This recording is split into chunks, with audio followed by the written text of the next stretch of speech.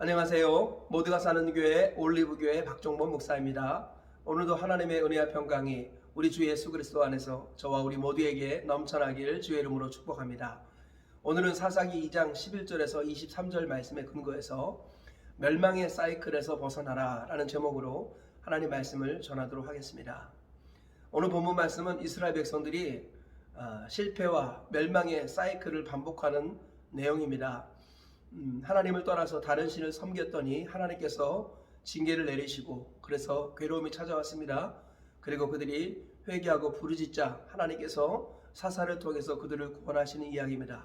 그러나 구원받았는데 그들이 또다시 범죄하여서 다시 괴로움에 빠지는 이런 일들이 반복되고 있는 것입니다. 이것이 바로 멸망과 실패의 사이클이라는 것입니다. 이 멸망과 실패의 사이클에서 벗어나는 저와 우리 모두가 되시길 주의 이름으로 축복합니다. 오늘 본문 말씀을 조금 더 자세히 세 가지 정도로 정리하여 살펴보신 후에 구체적인 교훈을 알아보도록 하겠습니다. 첫째, 이스라엘이 여호와를 버리고 바알을 섬기자 하나님이 그들을 대적의 손에 넘겨서 괴롭게 하셨다라고 말씀하고 있습니다. 오늘 본문 11절 이하에 이렇게 말씀합니다.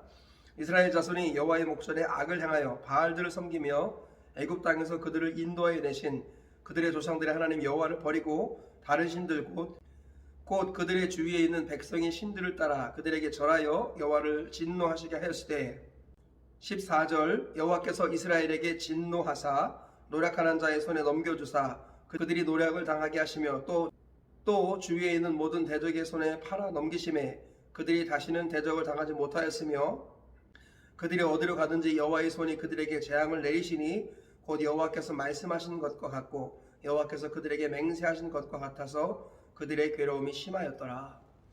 네, 이스라엘 백성들이 가나안 정복 전쟁을 마무리하고 정착 단계에 들어갔습니다. 먹고 살만하니까 이제 다른 신들을 기웃거리기 시작합니다. 그러고는 여호와를 버리고 바알을 섬기고 아스다롯을 섬기고 그 밖에 여러 신들을 섬기게 되었습니다. 하나님께서 그들의 영적 외도를 그냥 두지 않으시고 징계를 내리셔서 그들을 다른 민족의 손에 붙이시고 대적의 손에 넘기셨습니다. 그랬을 때 그들이 쉼이 괴로워했다라고 오늘 본문에서 말씀하고 있습니다. 둘째, 이스라엘이 괴로워서 부르짖을 때 하나님은 뜻을 돌이키시고 사사를 보내서 구원하셨다라고 말씀하고 있습니다. 오늘 본문 16절 이하에 이렇게 말씀하고 있습니다.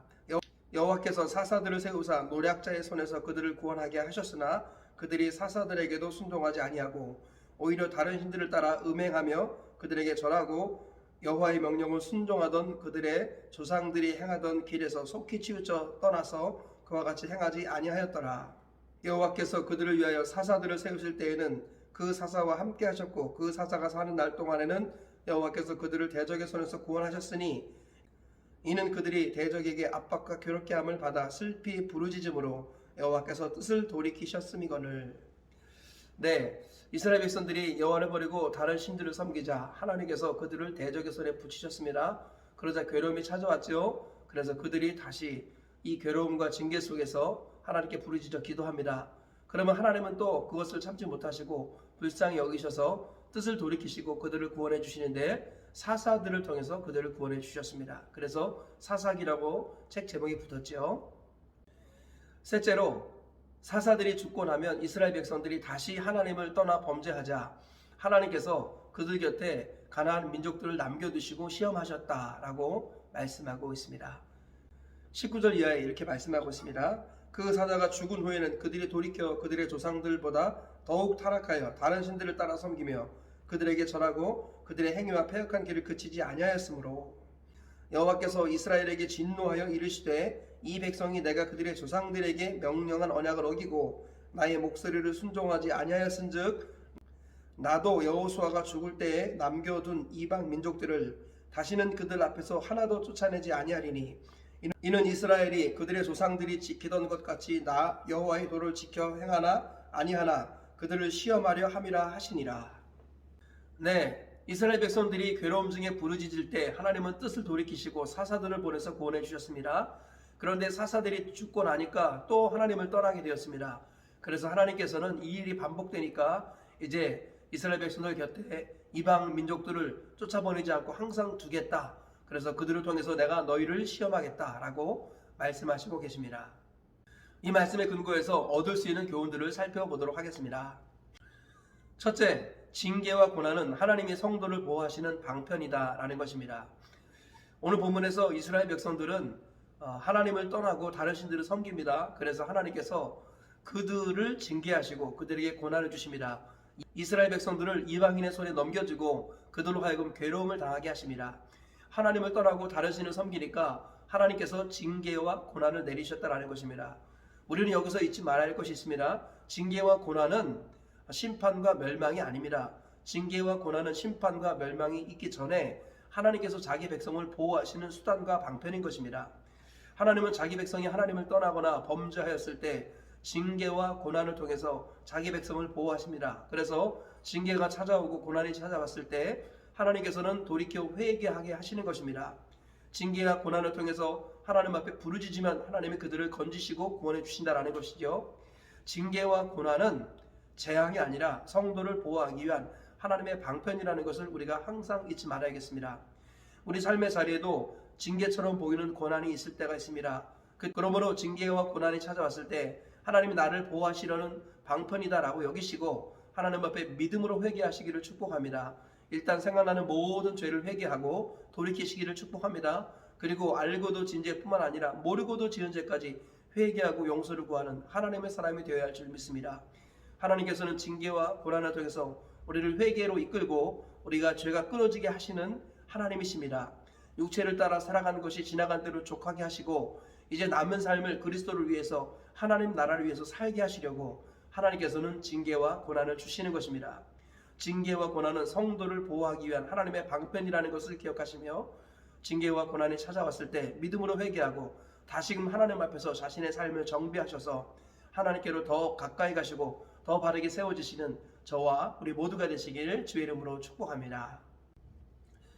둘째로 성도를 삶의 자리에서 구원하시는 하나님의 구원의 방편은 사역자들이다 라는 것입니다. 오늘 본문에서 이스라엘 백성들이 괴로운 중에 하나님께 부르짖었습니다. 하나님은 자기 백성의 부르짖음을 무시하지 못하시고 간과하지 않으십니다. 눈물로 씨를 뿌리는 자는 기쁨으로 단을 거두게 하시는 하나님이시죠. 밤낮 부르짖는 택하신 자들의 원한을 들어주시고 풀어주시는 분, 그분이 우리 하나님이십니다.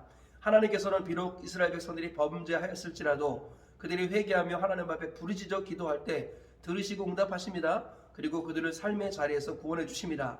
그런데 오늘 본문에서 보니까 하나님께서 사사들을 보내셔서 이스라엘 백성들을 구원하셨다라고 말씀하고 있습니다. 하나님께서 자기 백성을 구원하시는 방편이 사사들이라는 것입니다. 사사라는 말은 재판관, 통치자 이런 의미를 갖고 있습니다. 이 사사라는 것은 궁극적으로 예수 그리스도를 상징합니다. 그리고 표면적으로는 사사들은 이 시대의 사역자를 상징합니다. 하나님께서는 자기 백성을 양들을 구원하시는 방편이 사역자들, 목자들이라는 것입니다. 양은 목자가 없으면 방황하지요. 성도들은 사역자가 없으면 방황합니다. 그래서 하나님은 성도들을 불쌍히 여기셔서 말씀 맡은 사역자를 보내셔서 생명의 말씀이 그에게 들려지게 하심으로 그 영혼을 돌보시고 구원해 주십니다. 백부장 고넬료가 나름대로는 하나님을 섬긴다고 구제하고 기도하는 일에 열심을 냈습니다. 그렇지만 구원의 주 예수님을 몰랐습니다. 하나님께서 백부장 고넬료를 불쌍히 여기시고 구원해 주시기 위해서 누구를 만나게 하시죠? 바로 베드로를 만나게 하십니다. 말씀 맡은 사역자 베드로를 통해서 하나님께서 역사하셔서 생명의 복음을 듣고 예수 그리스도를 영접하게 하십니다. 그러고 나서 그에게 성령을 부어주시는 이런 일들이 일어나죠. 하나님께서는 자기 백성을 돌보시고 구원하시는 방편으로 구약에는 사사들을 사용하셨고 신약에서는 사역자들을 사용하시는 것입니다. 하나님께서는 오늘도 변함없이 자기 백성들을 돌보시고 그리고 자기 백성들을 구원하시는 방편으로서 말씀 맡은 사역자를 사용하시는 것입니다. 믿음이라는 것은 사역자의 입에서 나오는 말을 하나님의 말씀으로 듣는 것입니다. 사역자들의 입에서 선포되는 말을 하나님의 말씀으로 듣고 믿음으로 순종하며 따라갈 때 하나님이 역사하시는 것입니다. 백부장 고넬료처럼 사역자 앞에 서기를 죽게 하듯 하는 것, 우리가 다 하나님 앞에 있나이다 라고 베드로 앞에서 고백했던 이 백부장 고넬료의 고백을 기억해야겠습니다. 사역자 앞에 서기를 주 앞에 서듯 하시기를 축복합니다. 그러면 하나님께서 그 사역자를 들어서 삶의 자리에서 구원의 은혜를 베풀어 주시는 역사가 일어날 줄 믿습니다. 하나님께서는 자기 종 사역자들을 통해서 자기 백성들을 돌보시고 목자들을 통해서 양들을 돌보신다는 것을 기억하시면서 오늘도 주의 종 사역자를 대하기를 주께 하듯 하여서 하나님은 날마다 대면하시고 하나님이 주시는 구원의 은혜를 날마다 누리시는 저와 우리 모두가 되시길 주의 이름으로 축복합니다. 그러므로 오늘날에도 인생에 고난이 있고 어려움이 있고 문제가 있을 때 교회로 나오시고 주의 종 사역자 앞에 나오십시오. 사역자 앞에 서기를 주 앞에 서듯 하시기를 축복합니다. 그러면 하나님께서 그 사역자를 들어서 삶의 자리에서 구원의 은혜를 베풀어 주시는 역사가 일어날 줄 믿습니다. 셋째로 하나님의 관심은 자기 백성과의 관계다라는 것입니다. 오늘 본문에서 하나님께서 가장 우선시하는 것이 무엇입니까? 그것은 가나안 땅에 들어가서 풍족하게 살아가는 것이 아니었습니다. 하나님께서 최우선순위로 두는 것은 하나님과의 관계입니다. 그래서 하나님 한 분만을 섬기고 그분의 이름을 영화롭게 하는 것입니다. 이스라엘아 들으라, 우리 하나님 여호와는 오직 유일한 여호와이시니 너는 마음을 다하고 뜻을 다하고 힘을 다하여 내 하나님 여호와를 사랑하라. 오늘 내가 네게 명하는 이 명령을 너는 마음에 새기고 이 말씀을 부지런히 자녀들에게 가르치라. 우리 주님께서는 그렇게 말씀하셨습니다. 하나님을 사랑하여서 그 말씀을 마음에 새기고 자녀들에게 가르치는 것, 하나님 이런 것들을 기뻐하십니다. 이것이 우선이라는 것이에요. 하나님은 우리와의 관계를 소중히 여기십니다. 신앙생활은 관계를 벗어나면 안 됩니다.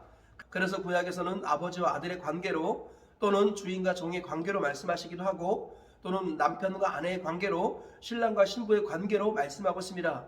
포도나무와 가지의 관계로 말씀하셨고요. 그리고 목자와 양의 관계로 말씀하셨습니다.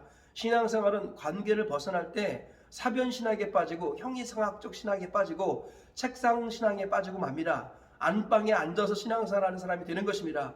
하나님께서는 관계를 잊지 말라고 말씀하십니다. 반드시 관계를 염두에 두라는 것입니다. 그래서 시간이 지나면서 첫사랑이 식어질 때가 있습니다. 그럴 때마다 우리 주님께서는 관계를 돌아보라고 말씀합니다. 처음 사랑을 버리면 촛대를 옮긴다고 주님이 경고하셨습니다. 처음 사랑을 잃지 않도록 깨어있으라고 말씀합니다.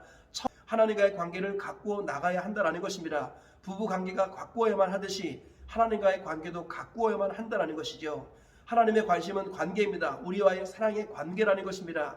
이 관계를 잘 가꾸기 위해서 우리가 큐티하고 이 관계를 잘 가꾸어 나가기 위해서 주일 성수와 11조를 하는 것입니다. 이 관계를 잘 가꾸어 나가기 위해서 우리가 부르짖으며 기도하는 것입니다. 그러므로 하나님의 관심은 우리와의 관계라는 것을 마음에 새기시고 하나님과의 관계를 잘 지켜나가고 잘 가꾸어 나가시기를 주의 이름으로 축복합니다. 그래서 신랑 되신 예수님이 다시 오실 때 정결한 신부로서 주님을 맞이해서 어린 양의 혼인잔치에 다 같이 참여하시는 저와 우리 모두가 되시기를 주의 이름으로 축복합니다. 말씀의 결론을 맺겠습니다. 이스라엘 백성들이 멸망과 실패의 사이클을 반복할 때 하나님께서 오늘 말씀의 교훈을 우리에게 주셨습니다. 첫째로 징계와 고난은 하나님의 성도를 돌보는 방편이다라는 것입니다. 징계와 고난이 찾아왔을 때 정직하고 진지하게 자신을 돌아보시고 회개하시고 하나님께로 돌아가시기를 축복합니다. 둘째로 하나님은 자기 백성을 구원하시는 방편으로 사역자를 세우셨다라는 것입니다. 하나님께서는 말씀 맡은 사역자를 보내주셔서 성도들을 삶의 자리에서 구원해 주십니다. 사역자를 대하기를 죽게 하듯 하는 것이 믿음이다라는 것입니다. 셋째로 하나님의 관심은 자기 백성과의 관계다라는 것입니다. 관계는 가꾸지 않으면 자라날 수 없고 열매를 맺을 수 없습니다. 신앙생활은 관계를 가꾸는 것입니다. 하나님과의 관계를 날마다 잘 가꾸어 나가셔서 마지막에 신랑 예수님이 다시 오실 때 그분을 맞이할 수 있는 슬기로운 다섯 처녀가 되시길 주의 이름으로 축복합니다. 오늘 세 가지 말씀 기억하시면서 하루를 승리하며 사시고 평생 승리하며 사시다가 다 같이 천국에서 만나는 복과 은혜가 있기를 주의 이름으로 축복합니다.